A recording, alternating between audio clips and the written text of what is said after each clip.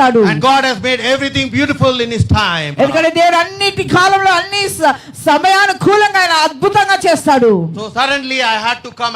I just booked my ticket within a day, and I came because I believe that is in the will of God. నేను అనుకోకుండా ఒక్క దినంలో నేను ticket book చేసుకొని నేను వచ్చేసాను. అది నేను నమ్ముతున్నాను దేవుని చిత్తమైందని. Because this is not a planned trip.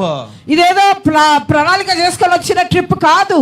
I just booked my ticket on the 16th, and on 17th I flew to Hyderabad. నేను 16వ తారీఖు టికెట్ బుక్ చేసుకున్నాను. 17వ తారీఖు హైదరాబాద్ లో దిగిపోయాను. Because the presence of God needs to go before you. ఎందుకంటే దేవుని సన్నిధి మనం ముందుగా వెళ్ళాలి. Because God's plans are great for each one of us. ఎందుకంటే దేవునికి గొప్ప ప్రణాళికలు మన ప్రతి ఒక్కరి పైన ఉన్నవి. Because we do not understand the mind of God. ఎందుకంటే దేవుని మనసును మనం అర్థం చేసుకోలేము. That's why the Bible says, for my thoughts are not your thoughts, my ways are not your ways. అందుకనే దేవుడు సెలవుస్తున్నాడు, నా మార్గాలు నీ మార్గం కాదు, నా తలంపులు నీ తలంపుల వంటివి కావు. That's why we must surrender into the hands of the Almighty God. అందుకనే మనం సమస్తము దేవుని హస్తానికి అప్పగించుకోవాలి. Because I believe that God knows what is best for each one of you. ఎందుకంటే దేవునికి ప్రతి ఒక్కరికి ఏమై ఉన్నదో మనం తెలుసుకోవాలి. And today God is going to move in a mighty way like never before. ఇక ఎన్నడూ కదలని రీతిగా దేవుడు మన మధ్యన You will see the power of God. దేవుని యొక్క శక్తిని మీరు పొందుకుంటారు. You will see the anointing of God. మీరు దేవుని యొక్క గొప్ప ప్రణాళికలు పొందుకుంటారు. You will see the fire of God falling on this place. ఈ స్థలంలో దేవుని యొక్క పరిశుద్ధాత్మ అగ్ని close to each one of us. దేవుడు ప్రతి ఒక్కరిని తాకనయ్యాడు. That's why I do not want anyone to be distracted when the word of the Lord comes. అందుకని దేవుని వాక్యము బయలుపెడుతున్నప్పుడు ఎవరు ఇటు అటు కదలడం నాకు ఇష్టం లేదు. Because God is not looking for Martha, God is looking for Mary's. దేవుడు మార్తాల గురించి వెతకడం లేదు కానీ మరియాల గురించి ఎదురు చూస్తున్నాడు. Because the Bible says that Martha was distracted with many things when Jesus came to her house. ఎందుకంటే వాక్యం సెలవిస్తుంది, మార్త యేసు ప్రభు వారి ఇంటికి వచ్చినప్పుడు మార్త ఎన్నో విషయాల గురించి చింతిస్తూ ఉన్నది. But Mary sat at the foot of Jesus and downloaded the heavenly realms. కానీ మరియా ఆయన పాదాల దగ్గర కూర్చొని ఆ యొక్క పరలోక మర్మాలన్నీ తనలోనికి దించుకున్నది. And that's when Martha complained against her sister Mary. అందుకనే మార్త మరియా మీద సాడీలు చెప్తుంది. Jesus says, Martha, Martha, you have been distracted with many things, but what Mary has chosen, it will not be taken away from her. ఓ Maria, ఓ Martha, Martha, నువ్వు ఎన్నో విషయాల గురించి నువ్వు చింతిస్తున్నావు కానీ మరియా తీసుకున్నది ఎవ్వరు కూడా తీసుకోలేరు అని చెప్పింది. Because today God is going to speak to each one of us. ఈ రోజు దేవుడు మన ప్రతి ఒక్కరితో మాట్లాడనయ్యున్నాడు. That's why when you come to church, you need to prepare your heart in meeting God. అందుకనే నువ్వు సంఘానికి వచ్చినప్పుడు నువ్వు సిద్ధపాటుతోటి దేవుని కలవడానికి దర్శించడానికి రావాలి. సిద్ధపాటు. In Amos chapter 4:12 the Bible says, prepare to meet your God. అందుకనే ఆమోసు 4లో సెలవిస్తుంది, నువ్వు దేవుని దర్శించడానికి సిద్ధపాటుతో రమ్మని అంటాడు. That's why we have to prepare ourselves to receive from God. అందుకనే దేవుని పొందుకోవడానికి మనం సిద్ధపాటుతో రావాలి. And today the Lord is saying, అందుకనే దేవుడు ఈ రాత్రి ఈ దినం సెలవిస్తున్నాడు, God is going to promote you. దేవుడు మిమ్మల్ని అందరినీ హెచ్చింపనై ఉన్నాడు. గట్టిగా చప్పట్లు కొట్టండి. You will be promoted spiritually, physically and financially. మీరు ఆర్థికంగా, భౌతికంగా, ఆత్మీయంగా అన్ని విషయాల్లో మీరు హెచ్చింపబడనై ఉన్నారు. Because you have stayed in that place for a very long time. ఎందుకంటే మీరున్న స్థలంలో చాలా కాలముగా ఆ స్థలంలోనే కూరుకుపోయి ఉన్నారు. You have been stagnated in that place for a very long time. నువ్వు ఉన్న స్థలంలో చాలా కాలంగా నువ్వు నిలిచిపోయి ఉన్నావు. It's time for you to move from glory to glory, from anointing to anointing, from promotion to promotion. కాబట్టి ఇప్పుడు సమయం వచ్చింది, నువ్వు మహిమ నుంచి అధిక మహిమలోనికి, ఆ హెచ్చింపు నుంచి అధిక హెచ్చింపులోనికి నువ్వు హెచ్చింపు కదలడానికి సమయం వచ్చింది. And that's where when God thinks of promoting you, అందుకనే దేవుడు నీకు హెచ్చింపు కలుగ చేయాలన్నప్పుడు He will move certain positions. అందుకనే కొన్ని స్థానాలు కదులుపుతాడు. Because the word of God says, ఎందుకంటే దేవాక్యం సెలవిస్తుంది in Psalm 75 verse 6 and 7, కీర్తనలు 75, 6, 7లో it says that exaltation does not come from east or west, but it comes from God. తూర్పు పడమర నుంచి హెచ్చింపు రాదు కానీ కేవలం దేవుని నుంచే హెచ్చింపు కలుగును అని సెలవిస్తుంది. If God things to exalt you, no one on this planet earth can bring you down. ఒకవేళ దేవుడే నిన్ను హెచ్చించాలనుకున్నప్పుడు ఎవరు కూడా ఏది కూడా నిన్ను కిందికి దించలేదు. For that there are two things which will happen in a person's life. అందుకే దాని విషయంలో ఒక వ్యక్తిలో రెండు విషయాలు జరుగుతుంది. God will create a position for you. దేవుడు ఒక స్థానాన్ని సిద్ధపరుస్తాడు. Oh, God will remove a person from the position and you will be put there. ఆ దేవుడు ఆ స్థానంలో ఉన్న వ్యక్తిని తొలగించి నిన్ను ఆ స్థానంలో కూర్చోబెడతాడు. What is what God decides, that's what happened. దేవుడు ఏ దానికి ఉంటాడో అది జరిగిస్తాడు. David in his life, he never thought that he will become a king. చూడండి, దావీదు ఎప్పుడు కూడా ఆయన రాజు అవుతాడని ఆయన అనుకోలేదు. He was never in the palace. ఆయన ఎప్పుడు కూడా అంతఃపురంలో లేడు. He was always in the field looking after his father's sheep. ఆయన ఎప్పుడు కూడా అరణ్యంలో ఆయన తండ్రి యొక్క గొర్రెలను మేపుతున్నాడు. David never dreamt that he's going to become a king. దావీదు ఎప్పుడు కూడా కలలో ఊహించలేదు ఆయన రాజు అవుతాడని. He never thought in his mind that one day he will become king. ఆయన ఎప్పుడు అనుకోలేదు నేను ఒక రోజు రాజు అవుతానని ఊహించలేదు He అసలు. must have thought lifelong, this is my calling, this is my position, that I will be a shepherd. ఆయన అనుకోని ఉండొచ్చు ఇక జీవితకాలం అంతా కూడా ఇదే నా పిలుపు, నేను ఒక కాపరిగా గొర్రెలను కాచుకుంటూ ఈ అరణ్యంలోనే తిరుగుతుంటాను But అనుకున్నాడు. it's God that promotes you, it's God that knows what is best for you. కానీ దేవుడు హెచ్చింపు కలగజేస్తాడు, ఎందుకంటే ఆయనకు తెలుసు నీకు ఏది మంచిదై ఉన్నదో.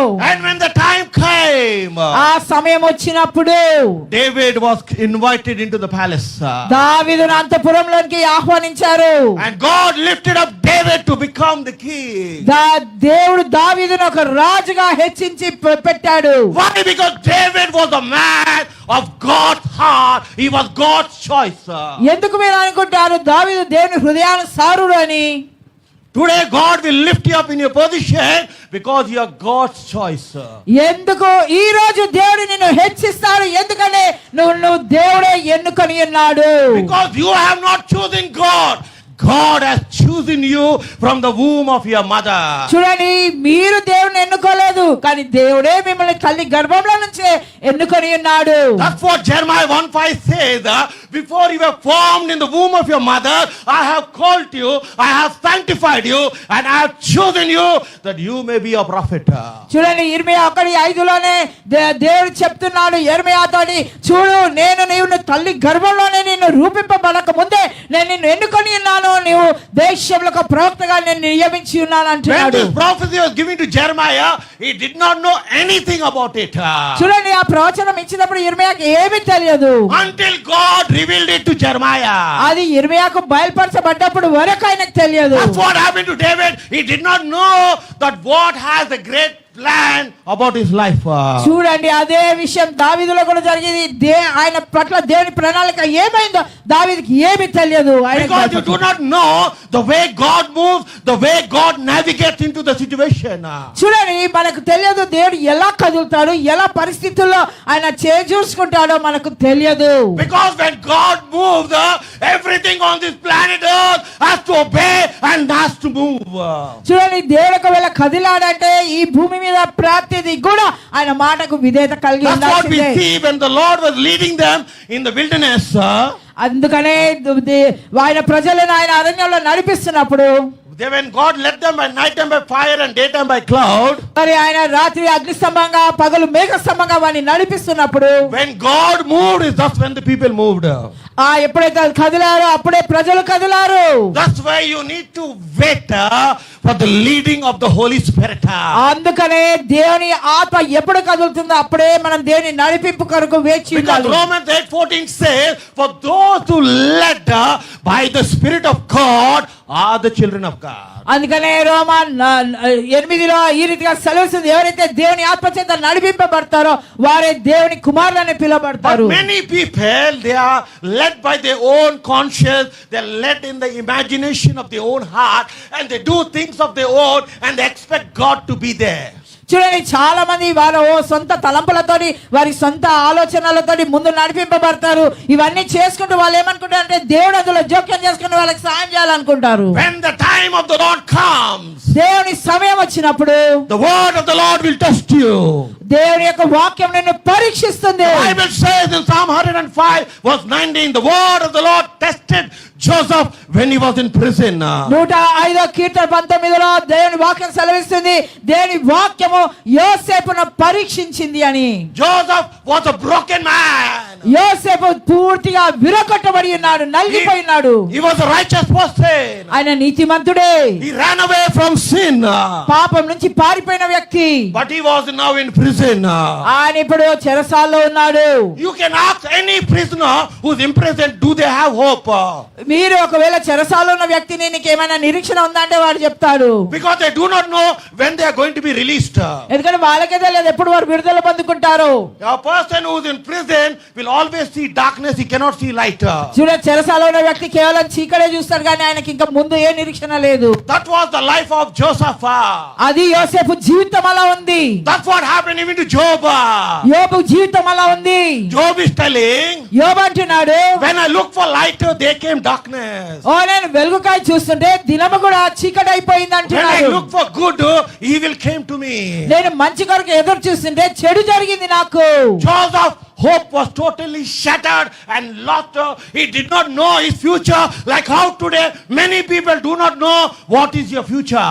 చూడండి యోబు జీవితం కూడా ఎటువంటి నిరీక్షణ లేని టోటల్ గా విరిగిపోయిన పరిస్థితిలో ఉంది. ఈ రోజు ప్రజల జీవితాల్లో కూడా అరిగే రేపు భవిష్యత్ ఏంటంటే ఎటువంటి నిరీక్షణ లేదు వారికి. Joseph did not know what is going to happen tomorrow. యోసేపుకు తెలియదు రేపు మరుసటి దినాన ఏమి జరుగుతుందో. That's what many of us do not know what is going to happen tomorrow. చాలా మంది మనకు కూడా తెలియదు రేపు ఏమి జరుగుతుందో మన పట్ల. But God knows. కానీ దేవునికి తెలుసు. Because God is control of every situation and circumstance. అందుకనే దేవుడు ప్రతి ఒక్క పరిస్థితిని ఆయన స్వాధీనంలో ఉన్నది. Before the beginning, He knows the end. ఓ చూడండి ప్రారంభం ముందే అంతం ఏమై ఉన్నదో అతనికి He knows తెలుసు. everything about you. నీ గురించి సమస్తం ఎరిగినవాడు దేవుడే. Everything is written in the eyes of God. ఆ ప్రతిది ఆయన దృష్టిలో రాయబడి ఉన్నది. That's why the Bible said, అందుకనే వాక్యం ఈ రీతిగా the సెలవిస్తుంది. word of the Lord came and tested Joseph when he was in prison. మరి యోసేపు చెరసాలలో ఉన్నప్పుడు దేవుని వాక్యం వెళ్ళి అతన్ని పరీక్షించింది. And when God decides, ఎప్పుడైతే దేవుడు నిర్ణయించాడో anyone has to obey. ప్రతి ఒక్కరు దానికి విధేయత చూపించాల్సిందే. So God went into the mind of Pharaoh.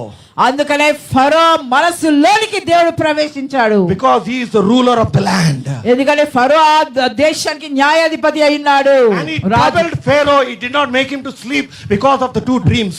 ఆయనకి ఇచ్చిన రెండు కళల ద్వారా ఫరోని నిద్ర పోనివ్వలేదు అసలు. And now Pharaoh is looking for the person who could interpret the dream. ఇక ఫరో వెతుకుతున్నాడు ఎవరు ఆయన కళలకు భావం తెలియజేస్తారని. That's when Joseph came into the palace.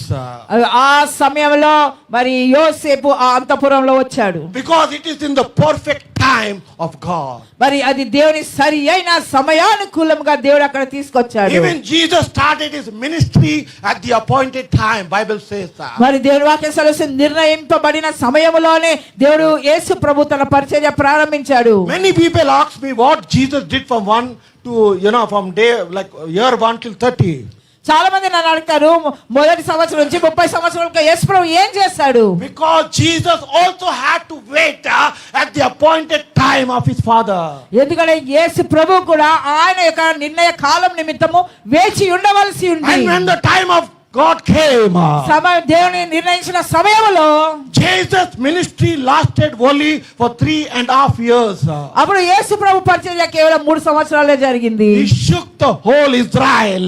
ఇశ్రాయేలు పూర్తిగా కదిలించి వేశాడు. Great signs, wonders, miracles, demons coming out, the dead being raised, curing the lepers, everything happened in 3.5 years. చూడండి కేవలం 3.5 సంవత్సరాలు అద్భుతాలు ఆశ్చర్యకార్యాలు సూచక్రియలు మహత్కార్యాలు స్వస్థతలు మృతులైన వారు లేపబడి ఉన్నారు. And that power and authority he has given to the church which he has purchased with his own blood. చూడండి అటువంటి అధికారము తన రక్తంతో స్వరక్తంతో కొనబడిన ఆయన సంఘానికి ఆయన శరీరానికి అధికారం ఇచ్చి ఉన్నాడు. That's why every believer in Christ, అందుకనే ప్రతి విశ్వాసి the power and authority has been given to him ప్రతి విశ్వాసికి ఆ శక్తి అధికారం ఇవ్వబడ్డది. Over two things. రెండిటి మీద అధికారం ఇవ్వబడ్డది. Over the creation ఆ సృష్టి మీద అధికారం and ఇవ్వబడ్డది. over the devil. దయ్యాల మీద అధికారం ఇవ్వబడ్డది. If you believe, you will receive it. నువ్వు విశ్వసించినట్లయితే నువ్వు పొందుకుంటావు. The Bible says today your situation may be dead. మరి వాక్య ఈ సమయంలో నీ పరిస్థితి మృతతుల్యంగా ఉండొచ్చు. Today you may be like Lazarus. నువ్వు లాజరు వలె ఉండొచ్చు. And God is telling you need to speak to your Lazarus. మరి దేవుడు సెలవిస్తున్నాడు, లాజరుతో మాట్లాడినట్టు నువ్వు నీ పరిస్థితితో మాట్లాడు. Lazarus was totally dead and he was already buried in the tomb. చూడండి, లాజరు మృత చెందాడు, పాతి పెట్టబడ్డాడు, సమాధుల్లో ఉన్నాడు అతను. Mary and Martha saw many miracles and even Jesus raising Jairus' daughter from the dead. మరి చూడండి, మరియా మార్తలు మరి ఎన్నో అద్భుతాలు చూశారు.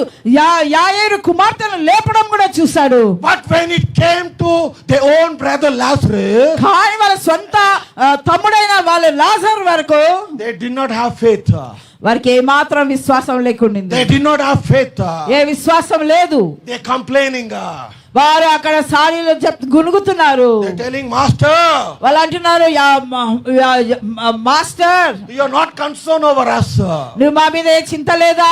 Because Jesus Christ always visited their house when he came to Bethany. మరి బేతనీకి వచ్చినప్పుడల్లా యేసుప్రభు వారి గృహాన్ని దర్శించేవాడు. He said, you do not concern over us. ఓ మీకు ఏ మాత్రం మా మీద చింత లేదా? If you come little early, my brother would have not died. నువ్వు కొంచెం ముందు వచ్చుంటే మా సహోదరుడు మరణించేవాడు కాదు కదా. But Jesus already knew that Lazarus was dead in the spirit. చూడండి, యేసు ప్రభువుకు ముందే తెలుసు ఆయన ఆత్మలో లాజరు మరణించినట్టుగా. That's why he delayed his journey. అందుకని ఆయన ఇంకా ప్రయాణాన్ని ఆలస్యం చేసుకున్నాడు. He delayed his journey so that they could see the power of resurrection. ఆయన ప్రయాణాన్ని ఆయన